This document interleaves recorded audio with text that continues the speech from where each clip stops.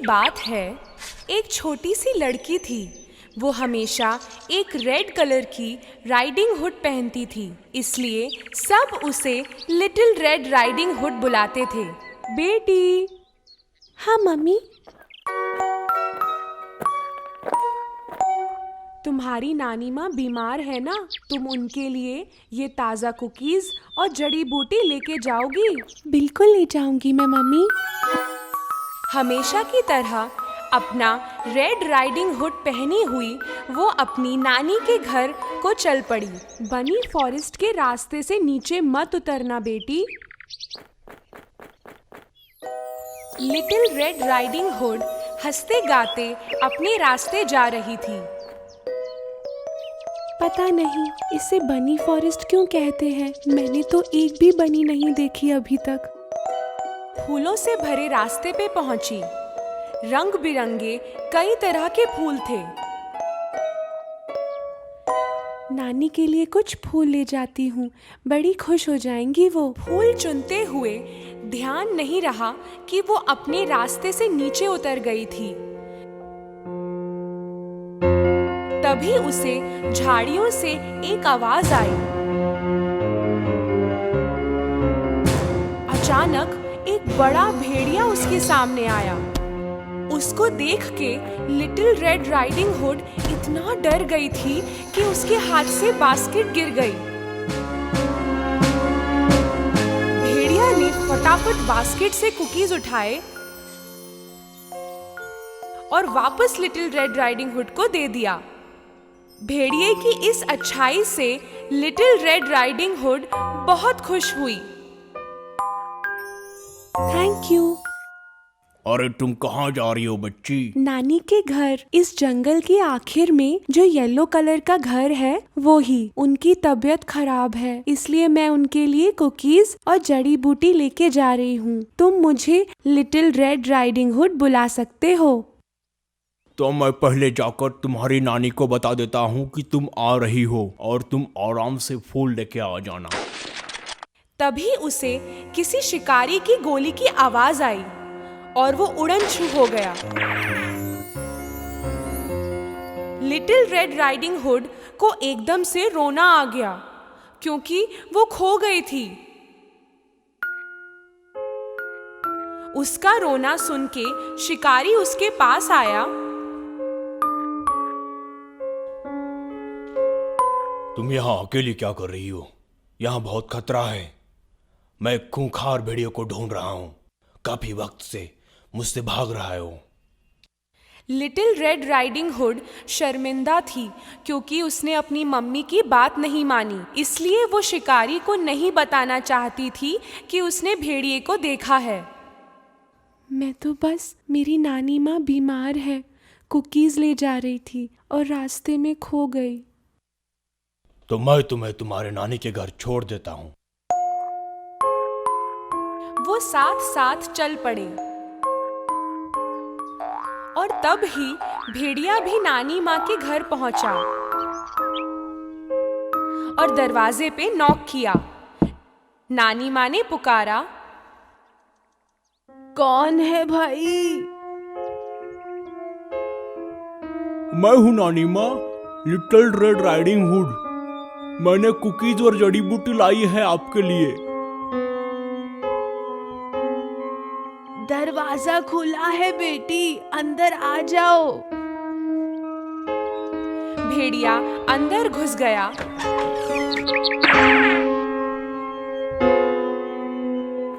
थोड़ी देर बाद little red riding hood और शिकारी नानी माँ के घर पहुंचे। अब तुम जाओ बच्ची, अपनी नानी के पास जाओ। शिकारी अपने रास्ते लौट गया। लिटिल रेड राइडिंग हुड ने दरवाजे पे नॉक किया। कौन है भाई? मैं हूँ नानी माँ, लिटिल रेड राइडिंग हुड। दरवाजा खुला है बेटी, अंदर आ जाओ। लिटिल रेड राइडिंग हुड कुछ पल के लिए हिचकिचाई क्योंकि ये आवाज नानी माँ से थोड़ी अलग लग रही थी। तब ध्यान आया कि नानी माँ तो बीमार थी। बीमार है ना नानी माँ, इसलिए उनकी आवाज ऐसे आ रही है। वो दरवाजा खोल के अंदर गई। भेड़िया सारे कपड़े, टोपी और चश्मा भी नानी माँ के पहनकर बिस्तर पे लेटा था। उसने पर्दे खींचकर अंदर अंधेरा रखा था ताकि लिटिल रेड राइडिंग हुड उसे देख ना सके। प्यारी बच्ची, इतनी दूर चल के तुम मेरे लिए खाना लेके आई। पास तो आओ बेटी, तुमसे गले तो मिलूं। जल्दी आओ, इतनी दूर क्यों हो? लिटिल रेड राइडिंग हुड ने बास्केट नीचे रखा, पर ज्यादा पास नहीं गई क्योंकि नानी माँ कुछ अलग सी दिख रही थी। आपके हाथ इतने लंबे कैसे हो गए? ताकि तुम्हारा हाथ थाम सकूं। और इतने बड़े कान? तुम्हारी प्यारी आवाज सुनने के लिए। बड़ी बड़ी आंखें? तुम्हें जी भर के देखने के लिए। और ऐसे नुकीले दांत नानी माँ? तुम्हें चबा चबा के खाने के लिए। भेड़िया कूदा लिटिल रेड राइडिंग हुड की तरफ। तब लिटिल रेड राइडिंग हुड को मालूम हुआ कि बिस्तर पर नानी माँ नहीं, बल्कि वो खूंखार भेड़िया था। बचाओ मुझे, बचाओ, बचाओ मुझे। शिकारी तक उसकी आवाज पहुंची।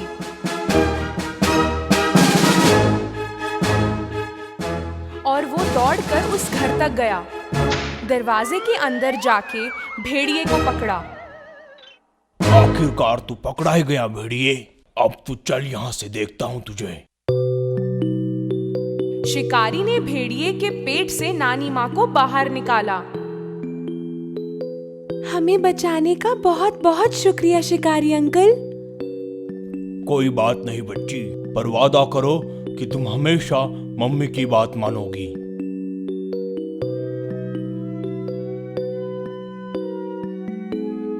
नानी माँ को इतनी भूख लग रही थी कि उन्होंने सारी कुकीज खाई, जड़ी बूटी की दवा बनाई और फटाफट से ठीक हो गईं।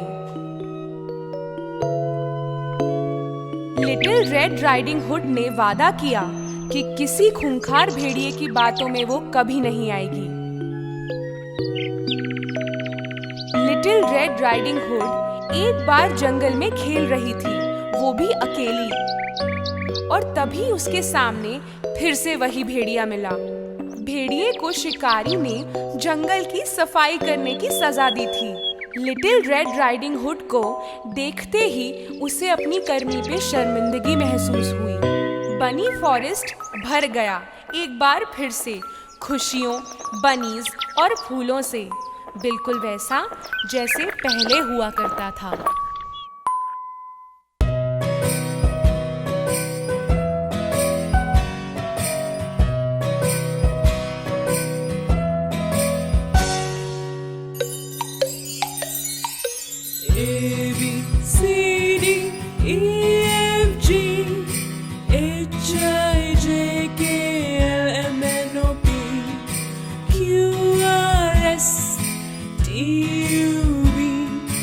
W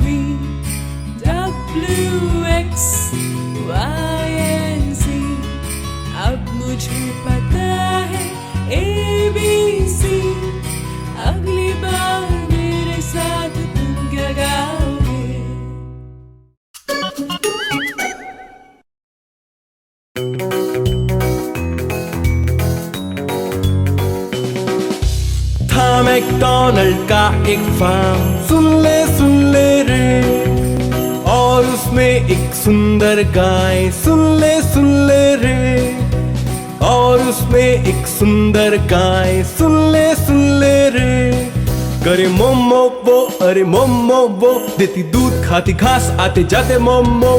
था मैकडॉनल्ड का एक फार्म, सुन ले रे।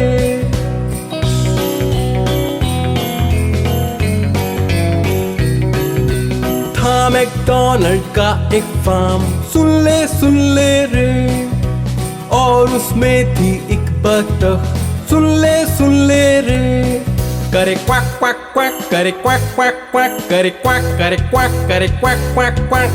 था मैकडॉनल्ड का एक फार्म, सुन ले रे।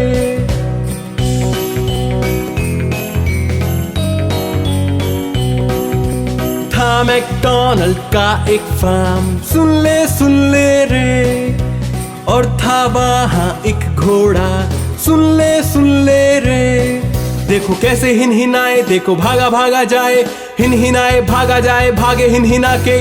था मैकडॉनल्ड का एक फार्म, सुन ले रे।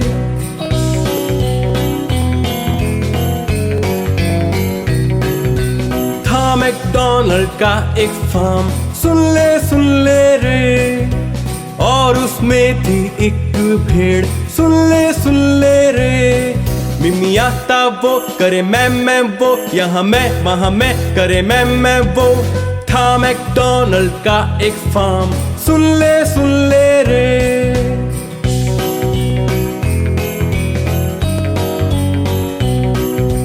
था मैकडॉनल्ड का एक फार्म, सुन ले रे, पास उसके था एक डॉगी, सुन ले रे, वो के बार बार वो, करे भो भो, यहाँ भो वहाँ भो, करे भो भो। था मैकडॉनल्ड का एक फार्म, सुन ले रे।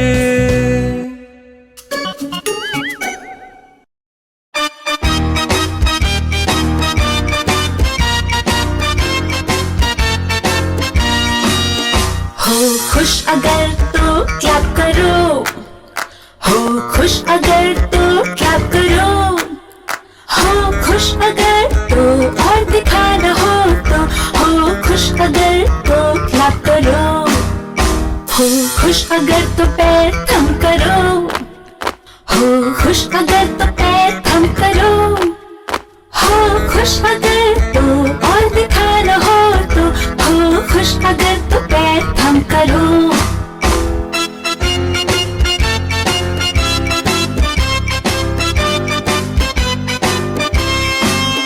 हो खुश अगर तो शाउट हुर्रे, हो खुश अगर तो शाउट हुर्रे, हो खुश अगर तो और दिखाना हो तो, हो खुश अगर तो शाउट हुर्रे, हो खुश अगर तो करो हा हा, हो खुश अगर तो